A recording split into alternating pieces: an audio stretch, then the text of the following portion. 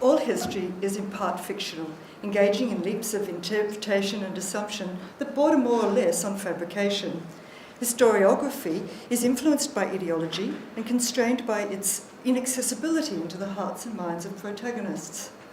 By contrast, historical fiction unashamedly mines and manipulates the records and fills the gaps with imagination. Yet such freedom can lend history a richer and deeper meaning. My thesis is a work of historical fiction based on the life of Alfred Howard, 19th century Australian, autodidact and polymath, who earned international recognition in anthropology, biology, and geology. He was also the very capable explorer who discovered the fate of Burke and Wills. My exegesis examines how the past is edited so that only some stories are told, how it is virtually forgotten, Burke remains a hero, and how, therefore, our national identity is built on flawed and incomplete foundations. The scope of Howard's achievements allows me to interrogate quite broadly Australia in the 19th century, when the keystones of national character were being laid. In doing this, I will demonstrate how his life challenges the assumptions of primary oppositions. The problem with the dualist approach is that it privileges one half of the binary equation.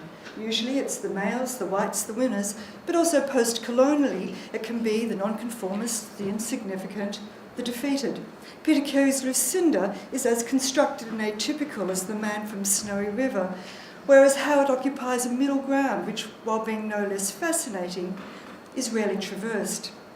By taking him as my historical focus, I can explore this neglected territory for perspectives that are more nuanced and subtle, more complex and contradictory than those celebrated in the grand narrative of nation or lamented in post-colonial discourse. I will give shape to Howard's life from three angles. There's the man who we glimpse in his biography and his writing, and to these I will add imagined events and dialogue. There's my narrator, who questions both Howard's accounts and the public record. She is, in a sense, the voice of my exegesis. And then there's me, the writer, hidden from view, weaving together fact and fiction in ways that allow me to interpret the past more inclusively than what history permits. I anticipate that what I uncover will defend my argument that diversity and fluidity have always been at the heart of Australian identity. Thank you very much.